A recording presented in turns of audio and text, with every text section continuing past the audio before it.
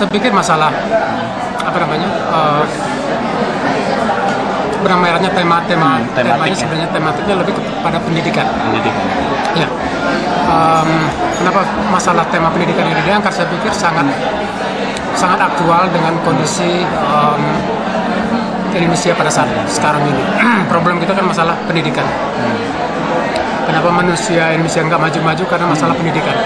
Jadi ketimpangan pendidikan ini membuat Miles Production mengangkat Laskar Pelangi yang kebetulan menjadi sebuah novel terlaris gitu ya, katakanlah seperti itu. Jadi saya pikir persoalan ini adalah persoalan yang sangat indah untuk diangkat gitu ya. Ya ini saya kira. Kemudian Mas Putus sendiri di sini sebagai apa? Dengan karakternya bagaimana? Saya sebagai orang tuanya Ikal. Tapi di film ini karakternya kayaknya kurang menonjol gitu. Artinya bukan kurang kuat gitu ketokohannya. Iya, memang ketokohannya itu sebagai backup ya. Tokoh bapak-bapak itu sebagai backup dari persoalan intinya kepada 12 orang ini dan ibu muslimah. Jadi tapi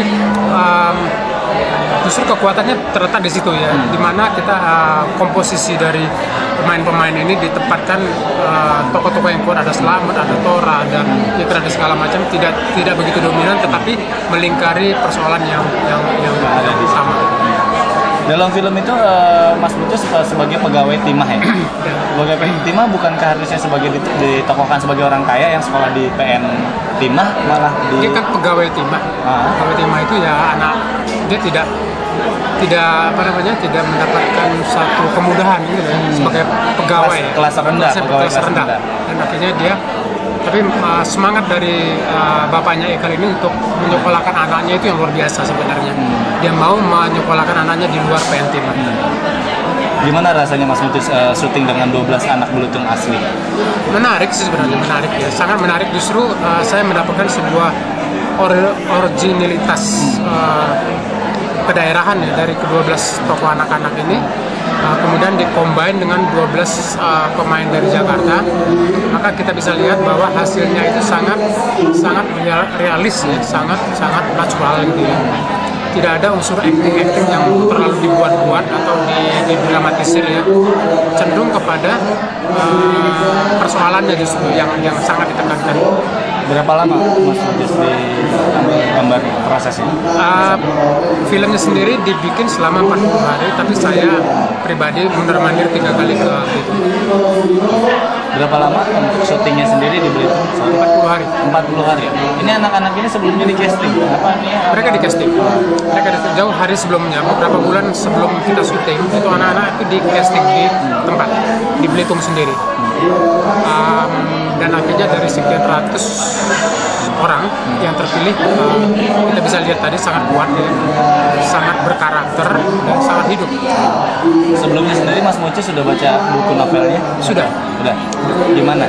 Ada perbedaan nggak antara novel dan apalagi Mas Putus main secara langsung? Ya, saya tidak mencari perbedaan antara novel dan filmnya, tapi dua wilayah ini punya kekuatan masing-masing. Novelnya punya kekuatan dengan imajinasi liarnya, dan film juga punya kekuatan dengan penuturan struktur yang begitu kuat ya, dan kebetulan sangat digambarkan dengan bagus sekali oleh Riri.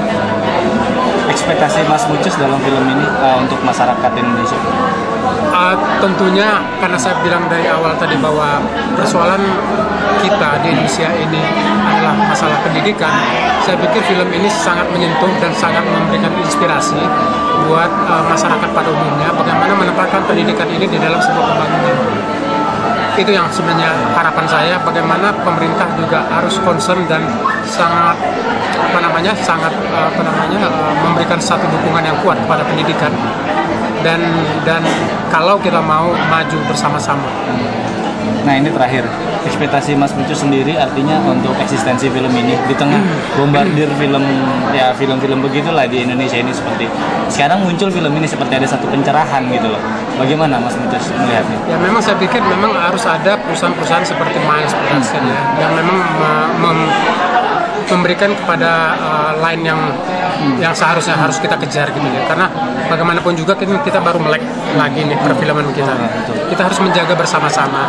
Kalau cuma 1-2 perusahaan aja yang menjaganya, saya pikir kurang, karena memang produksi ini banyak sekali.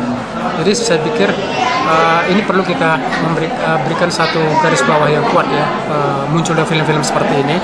Dan itu juga saya minta kepada media terutama yang sangat bisa memberikan satu penghargaan gitu ya, dalam pengertian apresiasi bagaimana membuat sirkulasi perfilman ini menjadi sehat. Ada rencana mau dikirim ke festival internasional? Apa melihat dulu ini penonton? Penonton? Ya, saya tahu persis bahwa mereka bikin film itu bukan acuannya untuk mengejar sebuah festival. Kalau toh nanti itu dimasukkan ke dalam sebuah festival, barangkali itu bergulir begitu aja. Rencana itu kadang-kadang nggak dibikin dari dini sedini mungkin. Kita lihat aja nanti. Oke.